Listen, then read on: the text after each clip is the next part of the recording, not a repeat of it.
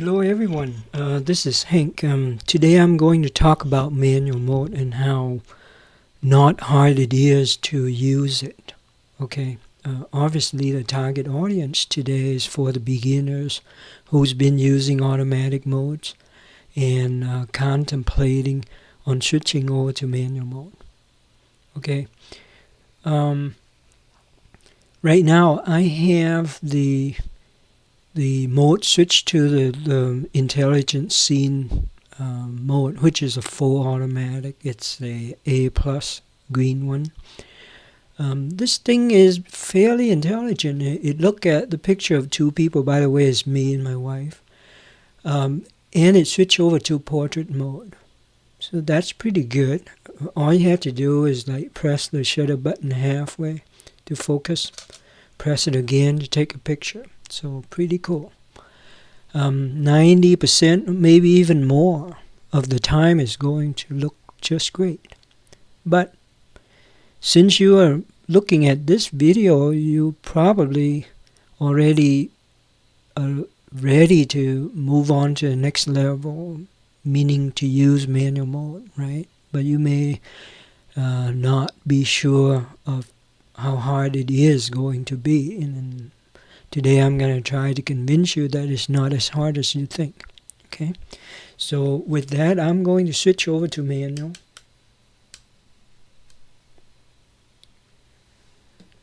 Okay, the worst fear of many beginners, myself included, when I first started out is like, okay, you switch over and the screen look like a mess. It's totally worn out. So what are you going to do?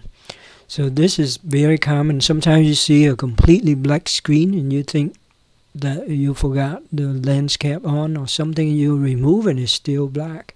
Then you panic and you switch over to automatic, and then you never touch manual mode again. Now, before you panic, don't. Okay, so I'm going to show you quickly on how to set everything. And you do have the camera helping you making the decision as well. And we're going to take full advantage of that. Okay, so with that, first of all, I'm going to very quickly give you a very quick review. You probably already know all about the exposure triangle, but it doesn't hurt to review it a little bit. Now you look at the bottom row there. You see a series of numbers.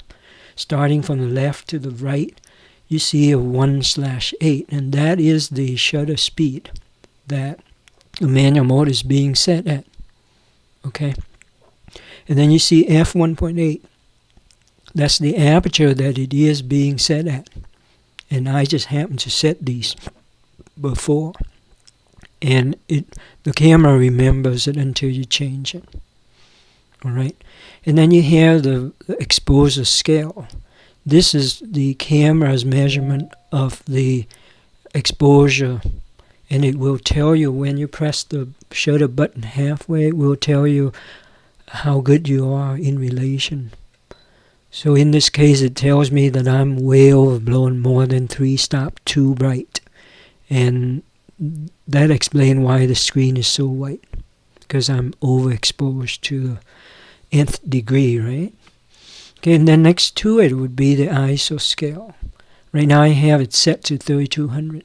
Let's quickly talk about ISO. What is ISO? ISO is the camera sensor sensitivity, regarding to light.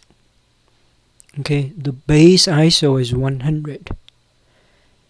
And as you increase it, the light is going to increase, because the sensor will see more light, and that you change the ISO so that you let more light in to make sure that you have the correct exposure. Okay, so as I mentioned, the base ISO is 100, and at 100 that gives you the best image quality because it's got the least noise. Now if you go to 50, you actually ended up with more noise than 100. So keep that in mind. 50 is not better than 100. 100 is the best. Okay, and then as you move on, you will increase the noise more and more and more and more.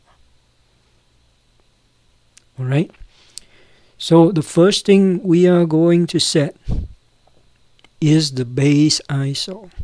Okay? So my advice to myself and to you is to set it to 100. That's just a base. Later you will have to change it. Most likely you will have to change it.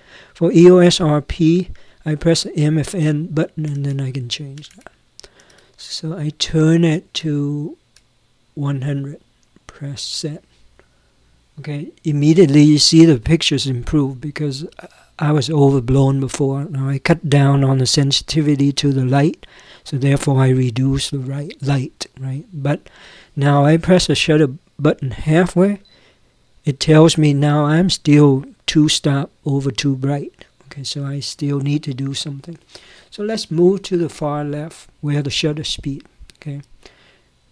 When do you need to control the shutter speed? There's two scenarios that I can think of, and the main ones. Number one is that you set a minimum safe shutter speed for hand holding. You don't ever want to be slower than that, because if you're hand holding, your picture is going to be blurred because of the shaking that your hands are doing. Okay, and the ground rule for that is 1 over the focal length. Focal length, just to give you an example, like say you're using a kit lens, 18mm to 55mm, and that's the most common kit lens. Okay, that means that you are having a variable focal length. Your focal length varies from 18mm to 55mm. For the purpose of safe shutter speed, you want to use the conservative part, which is the 55. So you take 1, you divide by 55. That would be your minimum safe shutter speed. And for most camera, you cannot set 155. You got to set it to an even number, 160. Okay, so that's what you would do. In my example, I'm using a prime lens, which is a fixed focal length lens, and it's 50mm f1.8. So my minimum safe speed would be 1 over 50. Again, I cannot set it to 150 for my camera. I can only set it to 160. 60 is better than 50 because it's faster. So that's a safer speed, right? So here I'm going to change the value here. So that would be my second out of the 3 that I have to set manually. Oh, actually I'm wrong. Sometimes you can set 150. So I can set it to 150. Right? So now I already set the ISO and I already set the shutter speed. Now the aperture, you change the aperture. Oh, I forgot to mention the other factor for the speed would be to use it creatively, meaning that you can increase the shutter speed to freeze the motion. Like say you're taking a picture of a moving bird, moving airplane, you want to set it to 1/1000 of a second. Just capture the motion, correct? That would be one way to use it. The other way is to use a really low shutter speed to smooth out the water, to create motion blur on purpose. Okay, provided that you put it on a tripod, of course. So you can use it creatively. So that's the two main uses of the shutter speed. Now let's go back to the aperture. You use the aperture to control depth of field, meaning that whether the back of the picture is blurred or not, and in front too. You focus at the people, right, in this example, and the background is blur, how much blur you want. So if you wanted to blur a lot, you set a small value like 1.8 here. And if you want it to be less blurred in the back, then you increase it up to like f16 so that you can see everything in focus. Now, when you take pictures of two people, 1.8 is just too shallow of a depth of field, and so maybe my wife would be in focus and then I'm not, or vice versa. So normally I would set it to something like f4 for two people. It's up to you, right? You play with it. Okay, so now I already set my safe shutter speed. I already set the desired depth of field by changing my aperture.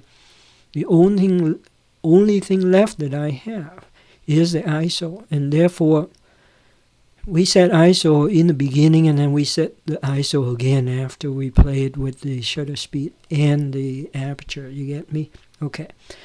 But before you do that, you press the shutter speed button halfway, and it tells me that right now, because of my shutter speed and my aperture setting, I'm again 3 f-stop too dark.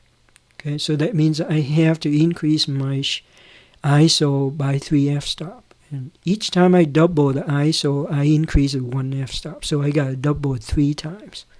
So 100 double, 1 time is 200, 2 times is 400, 3 times 800. You don't have to calculate it if you don't want to, but I do the mental math.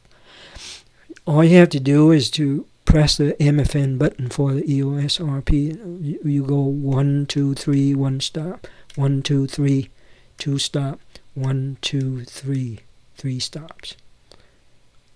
Okay, or you just go to some value, press the shutter button halfway, and then it tells you that it's correct. Okay, so you are done. Now you have a perfect exposure, or do you? Right? Now the exposure scale here is according to the camera. Now it may not be according to you. For example, I take a look at this picture. It looks all right, but for the sake of example, I think it's a little bit too dark. My face is too dark and I'm not handsome enough. So I'm going to increase it. And I can increase it by changing the ISO, right? So I bump the ISO up one more, 1/3 of a stop. Okay? Just in this example. Or maybe even 2, just to exaggerate a little bit. So 1 more. So I increase by 2 stops. Now if I press the shutter button halfway, it tells me that I'm 2/3 of a stop too bright, according to the camera. But if, to me, I like this exposure that is up to me. The advantage of using manual is that I decide for my picture what it looked like. I only use the camera exposure guide as a guide. And I vary it accordingly, and that's the beauty of manual. And you can override the camera, right? So an exposure like this is pretty normal, and you have full control. Okay. Now, if the concept of using full manual, meaning that you have to control all 3 factors, are a little bit too overwhelming, and you're thinking about going back to full auto, or going back to AV mode, or going back to TV, before you do that, my advice to you, and of course, your mileage may vary, this is what I propose, and this is what I do, is that rather than going back to full auto, you keep the manual mode, except that you make it auto by changing the ISO to auto.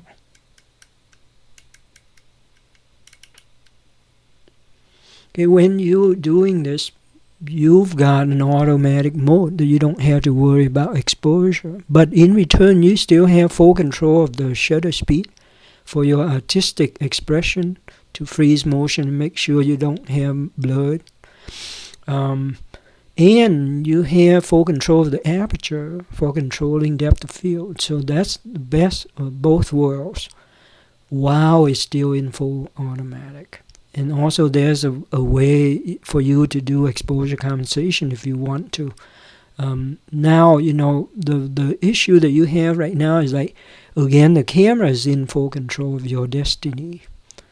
If you think this picture is too dark, you